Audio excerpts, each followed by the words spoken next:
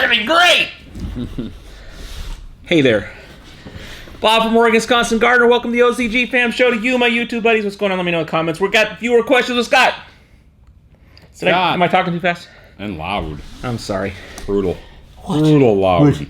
What? EW Green Grower says, how does BK do with autoflowers? Been hesitant to use it since the growth rate is already so quick with normal sample feed chart, minus the BK. So I guess he says he's not using the BK. He's worried because it's growing so fast. Is it going to help or hurt? There's people that use it with autoflowers, isn't there? Oh, yeah. No, it's just be careful, but... So, well, first of all, why would it be any different with an autoflower over using, a regular type thing? Because with a regular type thing, you're trying to get the bloom. Pause them and say, all right, hold on. No, because it's not... Take the name out of it. It should just be called plant crack or what are we missing in our root zone solution. So basically in the veg, or like if you're in the veg cycle and you're applying that stuff and something goes wrong, you've got time to fix it before you flip them. Oh, okay. And once you get into bloom, then your scheduled time frame is there. But with autoflowers, you plant the seed, they're like 105 days from now, it's done. No matter what. 20 hours of light, it's going to go from start to finish. So a lot of people, I could see where people would be worried because if they start to go haywire, they can't pause their growth period. It's just going. So by going wrong, you think like maybe I had a deficiency because I used too much Bloom KS, not enough Herc or something of that nature, and I got a problem? Yeah. That kind of thing. Yeah. I got no time to... And, you're trying to focus on max production on something that's going to be done in a determined amount of time. Sure. So if you're spending 10 or 28 days of that trying to fix something... You've just lost on your yield because you're too busy trying to get a calcium deficiency and magnesium thing. So a lot of people are leery, or they work with it more cautiously with an autoflower. What I tell people is just give them a quarter strength every other day, every other feeding. Try quarter strength, half strength, and increase it. Work your way up. Because I think you'll find with autoflowers especially, you can condition them to accept a lot more and produce a lot more, but you have to slowly condition them to get there. You can't just go from early veg feeding schedule to mid-bloom feeding schedule in a day because they wouldn't know what to do with that much extra nutrition. But if you increase everything half mil, 1 mil, 2 mils at a time over a period of time, you're kind of encouraging that plant to consume more by giving them just tiny bits more every time. Okay, so if I did that and I had good results when I got to the end, would I push harder the next time around with more, but slowly ramp it up? If you document it, push them. Take one and push it hard. Take the rest and run the normal schedule. And, it's the one that you just have to figure out on your own, in your own garden, with your own genetics, how that product's going to work for you. Over the run and over multiple runs based on what you figured out. Yeah. Okay. But I would say don't not use it, but start really, really diluted and start increasing it. But they're going to react the same way as a standard plant, so it's not gonna. I mean, the peppers you're growing are autoflowering peppers. Yeah, and that's worked great. Yeah. Yeah. So it really just comes down to how sensitive they are, how the pH. I mean, just check your slurries, check your nutrition input, all that. But as long as you're on point, it shouldn't be a problem. So would you say that once you got your game squared away, you'd use just as much as an autoflower as you would in a regular type plant? Maybe not to that. Not to that extent. It's harder to get to that 15 mils a gallon. Yeah. So generally a little less. 5 mils per gallon all the way through flour, no problem. And you'd still be with the foliar and the drench regimen, same there. Yep. As far as all right. 413 Grow Boss. He's got quite a few questions. Good guy. He says, I have a question. I've checked the ppms of my nutrients and it says 800 ppms. I guess he's talking about in the thing. And then I have a pH up from T&B Naturals. I looked that up. Oh, yeah. And after I add the T&B, ups my PMs through the roof to like 1,500. Should I worry about that, or is it different ppms for my nutrients to the pH up I use not going to burn my plants? He's asking that. I hope you can understand the question. I do. So I looked up that product line, T&B Naturals. And they're the CO2 canister people. And basically they created 2 powdered pH adjusters. And a little leery at first because I'm looking at them going, there's no derived to or derived from statement on there. For it to take, I mean, that doubled the ppms. That's a lot. That's for a pH adjuster. That's a huge amount of extra.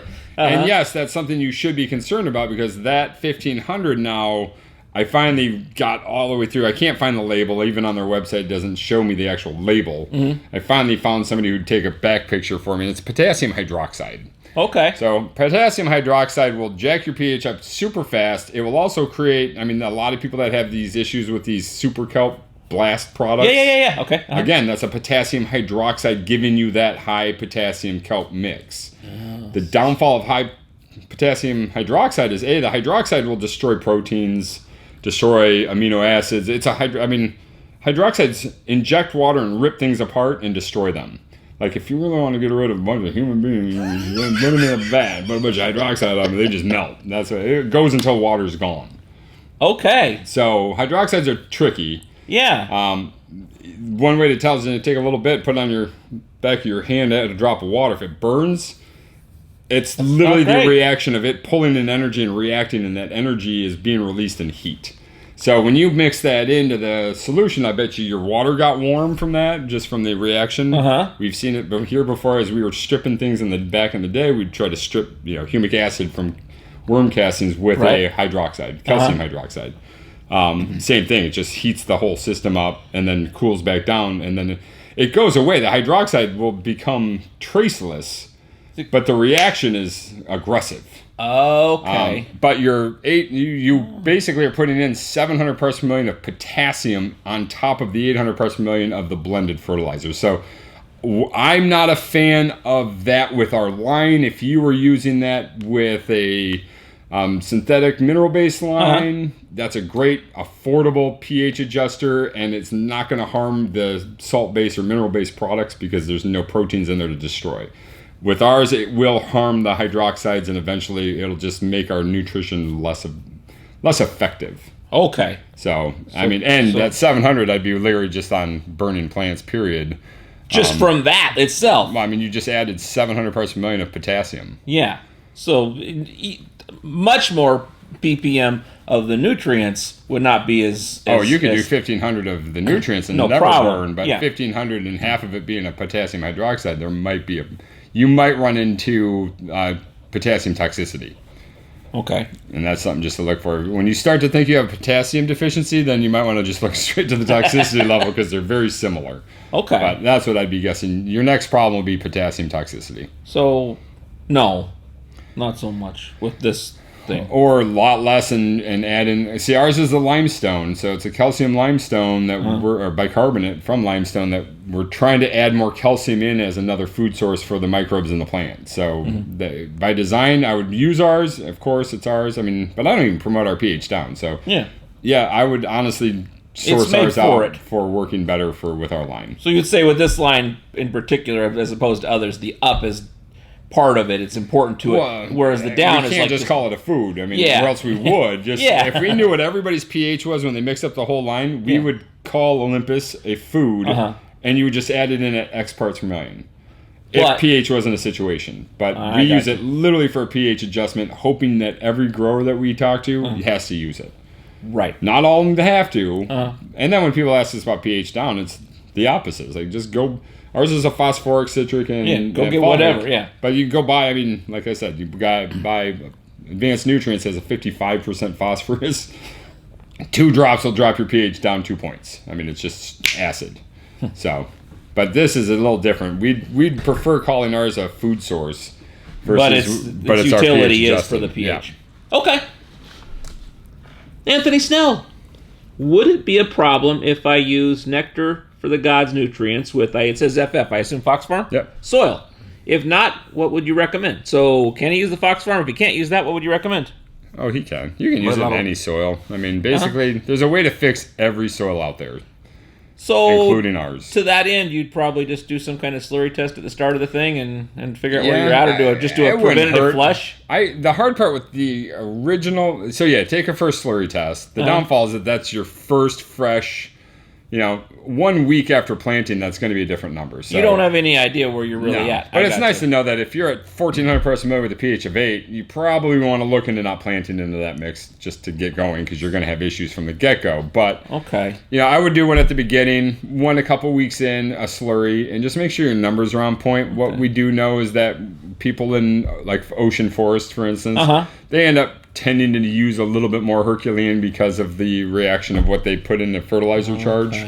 So but it will work with any soil. Not unlike the water, you want to check your pH to see if it's wildly one way or the other. Absolutely. But if you're in the middle with those numbers, they're somewhat reasonable. You're probably okay, and you may have to do some flushing with some soils to get it sorted out. Or so than others. Feeding, or just counteractive feeding with different pH levels to counteract the bad pH. But potting soil is potting soil. I mean, and I won't say it that way, but it's one where you can fix most potting soils. If it doesn't come out 1,400 parts per million with a pH of 5, we can fix everything else. So the ppm and the pH are issues, and then anything beyond that would be some sort of poisonous, awful thing in it. That's some random thing. Yeah, those are the main issues you'll run into. In general, and they're a huge corporation. They're not... They're not trying to produce anything but a high-quality product, so they're going to be testing on a regular... Well, I mean, from what I understand, they test minimally once or twice a day, so they do big runs, big lines, but they are spot checking as they go, so you should rarely get a really off-wild... I mean, if anything, you're going to see a variance of like a pH of 6.4 with 300 parts per million up to 500 parts per million with a pH of 6.9. Or very rarely will you fall outside of that parameters with Fox Farm soils. And if you're in that range, you're going to be okay. You can fix it all. Just a couple controlled feedings and saturation levels will react all of those things and make them more neutral for you. Okay. Would you say a seed is more or less likely to have problems than like a cutting or a clone or something like that? Seeds will, because they're so little, they don't need the nutrition. So if you're starting off in a big hot soil, then you're going to run into more problems. Right. But again, it would have to be severely hot. Yeah. Clones can handle more if they're healthy and they come from a good mother and they're rooted well. Then they can handle more of a stressful planting situation. Okay. So within reason, it's going to work, but you may have to do some adjustments. Yeah. Like anything. Oh, sorry, Jude. Oh, jeez. Just slamming you with 3 legs. Okay, Snake Plissken. I guess he got out of New York. Huh? Escaped from New York, Snake Plissken. Oh. He got out and now he's grounded. How do you know? I didn't know he's not still he might there. Be there, just in a post-apocalyptic dystopian world, growing his stuff. Good for him. Basement on 5th Avenue. How often should I feed BK? Once or twice a week or more? Thanks again. I use some trigger prior to BK for 4 to 12 hours or so. Sure. And we don't disagree with that, but it's not our game, right? What is our game? That you're going to get the calcium from down in the Oh, I see. Well, I think he's just saying I also use some. Because I think a lot of people use the trigger as kind of a precursor to the Bloom Chaos. Sure. Fair enough, but as far as the how often do you use it, let's just get to that part. Anywhere from 1, 2 to 7 times a week. So I guess you got a couple things. Some people feed every day, or try to, and some people feed in water and stuff like that. If you're feeding every day, then is there any reason why you wouldn't BK every day? No, I mean, if everything's on point and everything's eating and everything's doing what they're supposed to be doing, then they go hand in hand. But if you notice any type of deficiency or struggle in uptake or anything, then I would be doing a slurry test. And the first thing I'd do is back off the chaos, do my slurry test, understand what's happening, and then reintroduce slurry or chaos. But, I mean, I think that's a great way to start 1 to 2 times a week. I think it's a good, safe zone for people to understand how this stuff works and reacts to their plants and how the plants will react with their uptake of calcium. Just to see where you're at. It's a good, safe zone. But, now you can try a third. The next round, try 3 times a week. Monday, Wednesday, Friday. Give them the weekend off. And no harm doing that, and then we're working your way up to every time or not. Okay. Yeah, it really just comes down to you. I'll go weeks without doing it. Sometimes I don't feel like it right now. Not my thing. And I've stopped growing, grade A, top of the shelf, because I'm not as good as everybody else out there anymore. Back in the day. Oh, man, I used to be the best grower I knew. Before I knew anybody. And I even knew people. I was still the best. Yeah. Then I've toured some people. I've talked to some people's farms, and it's like, boy, man, you're doing this on a commercial level, and that makes mine look. Maybe it's just genetics, strictly genetics. It's the genetics here. Apparently, the guys with better genetics are doing way better than I could ever do anymore. But yeah, 1 to 2 times a week, I'd maintain that. Maybe take one plant, try third, and see if you like the results. Okay. So Kevin Kale says, "What nectar products?" Now, we've had this question a couple times and it hasn't got to you. What products would you feed a mother? And any other advice you can give for mother plants? Thanks from Oklahoma. Because a couple people haven't answered this. I know we've had. Right? We did. I know we've had the question before. I'm not sure if we've answered the question before, but here we are.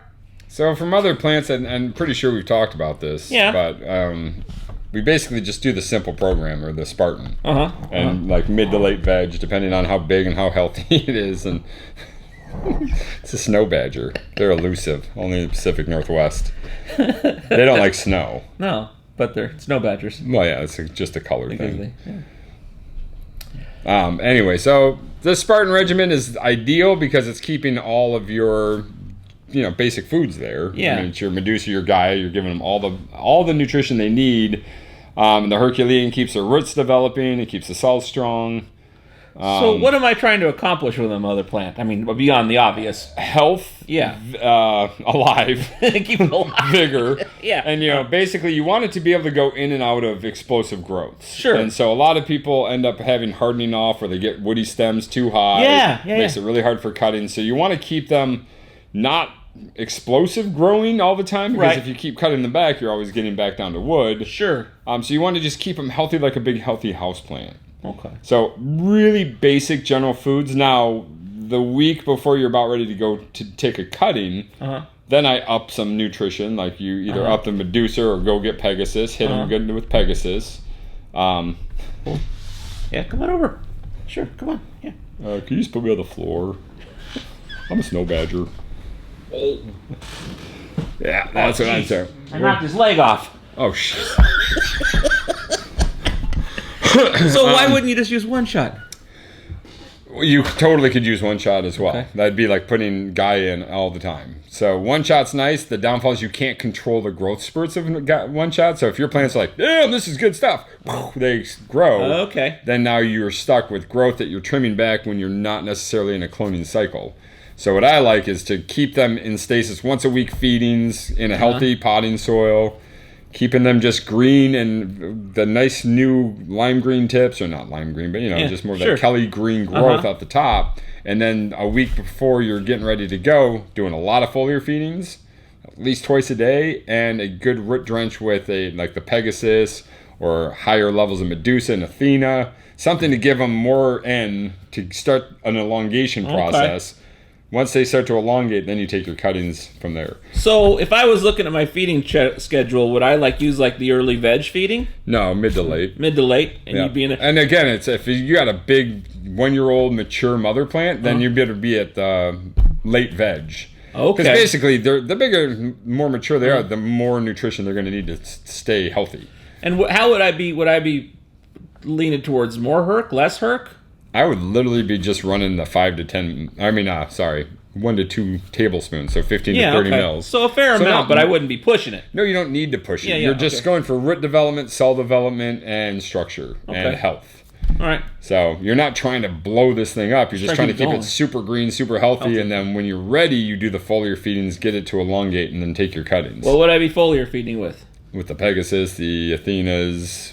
Yeah. Does Bloom Chaos enter this equation at all? Depends on the genetics. I know guys that use the Chaos a couple days before they want to take cuttings to get that explosive growth. Yeah, okay. But generally, no, you don't want to use Chaos on this because you're not trying to get it to grow a lot during the time it's not taking cuttings. You're just getting some you just want some sprouts to come up so you got something to cut.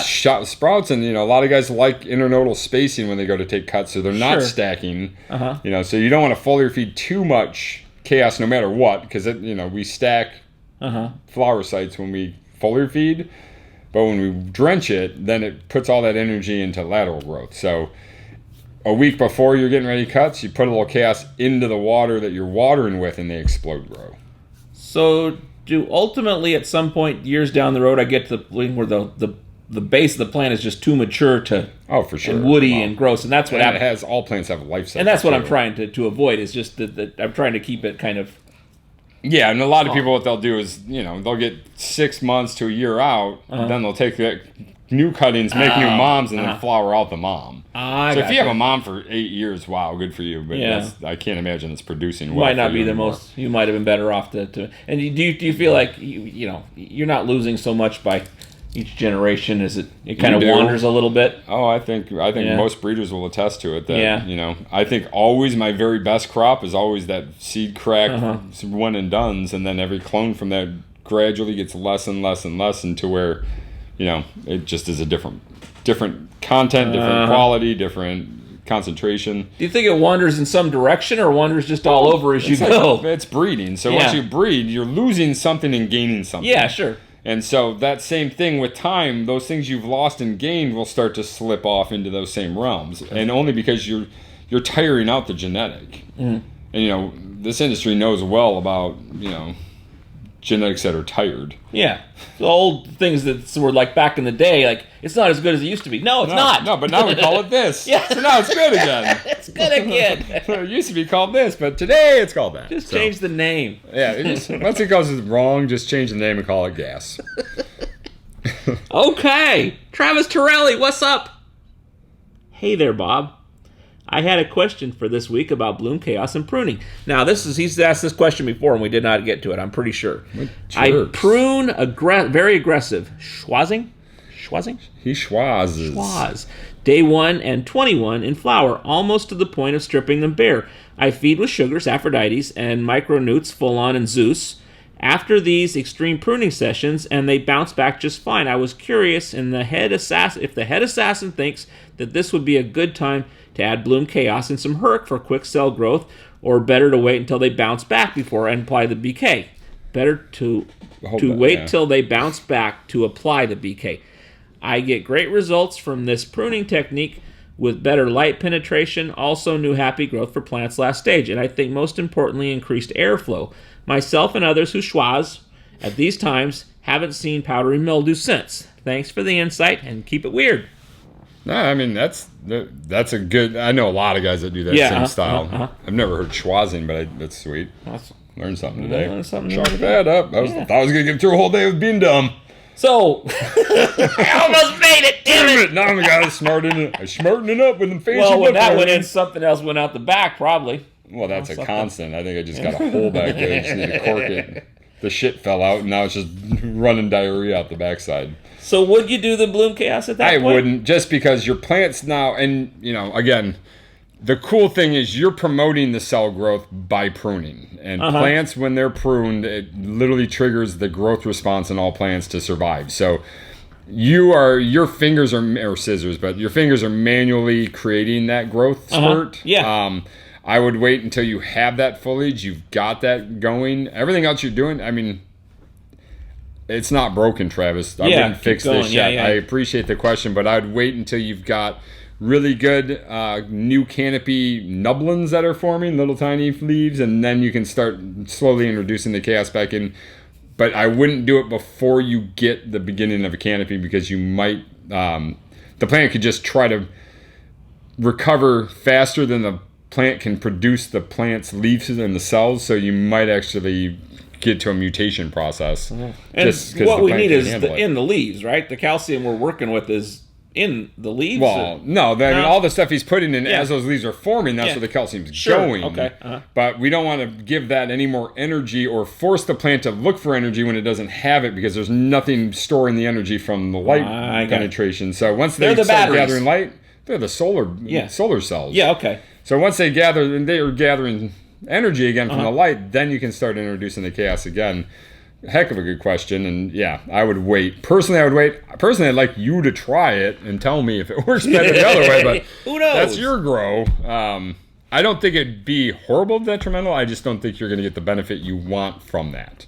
I think you're better off just pruning is giving you that same energy for the plant to want to put out new foliage. Might be an interesting experience, but it might be deleterious to your plant. You might see that, you might call me with some really weird development, leaf development over the next couple weeks.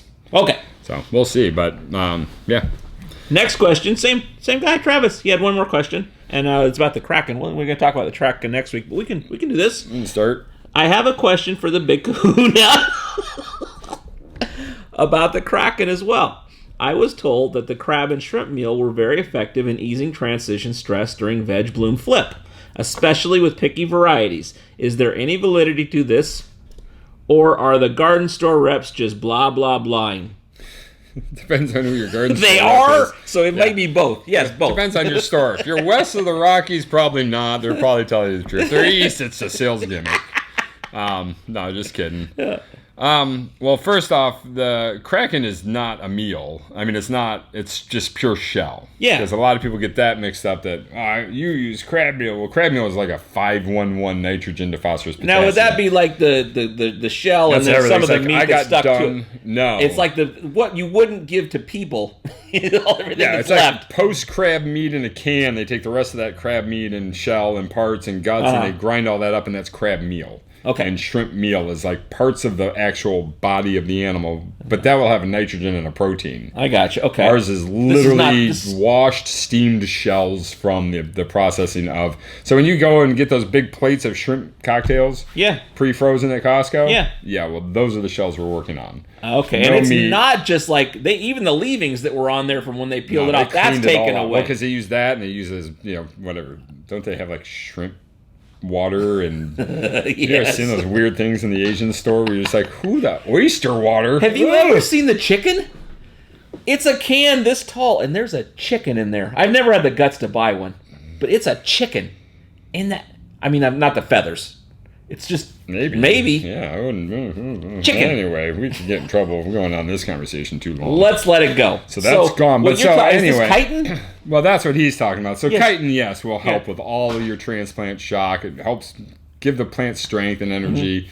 There's the chitinase that's created from it's an enzyme digested from chitin that helps stress and growth. So I would say that they're not blowing a bunch of smoke up your butt.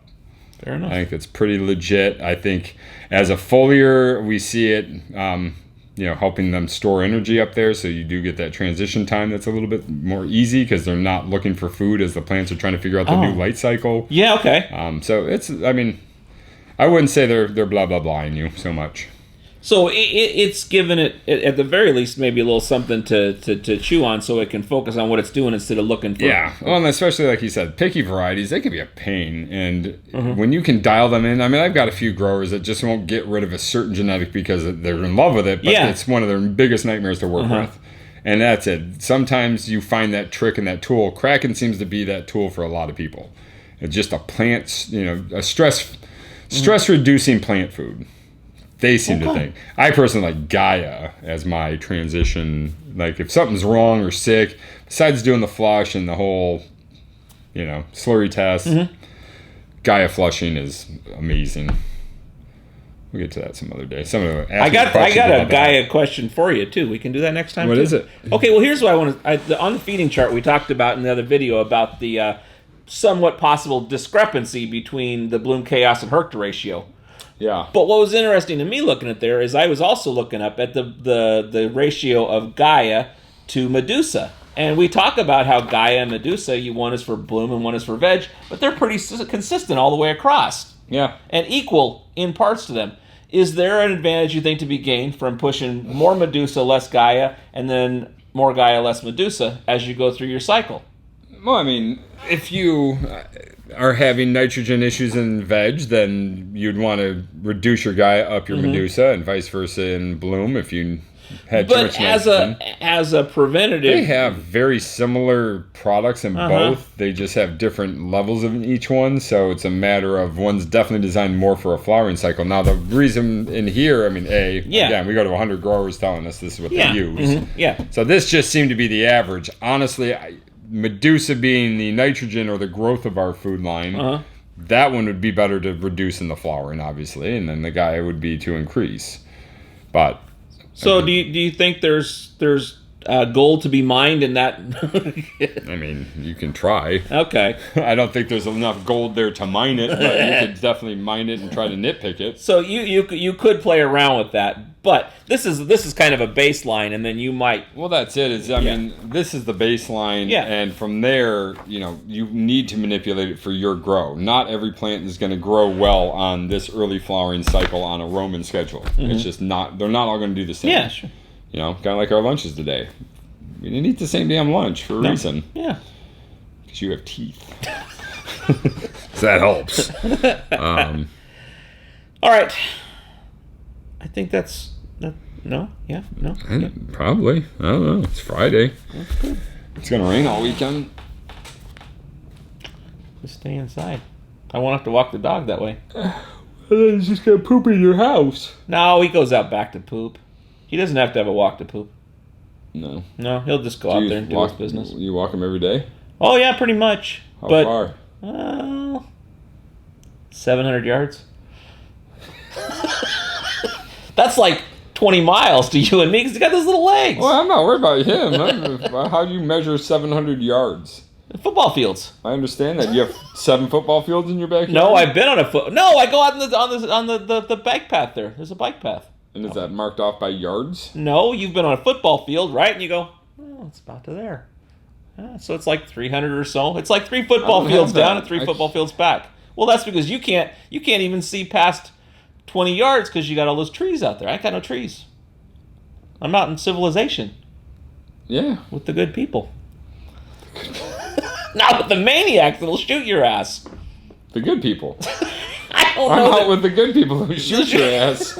You're in with the people that need to be shot. I guess I would just say that if I'm coming to rob your house, fair enough. But if I got a little drunk and stumbled onto your yard and get shot, I'm going to feel a little disgruntled. No, I wouldn't do that. That would be way too many legal lawsuits to deal with. Come on in. No, please crest my threshold. Yeah, 2 more steps. 2 more. If you could just take 1 big step to the right in front of that big old hole, we'll be good to go. I don't like carrying dead things. I suppose that's the show. Yeah, that might have been a little too long.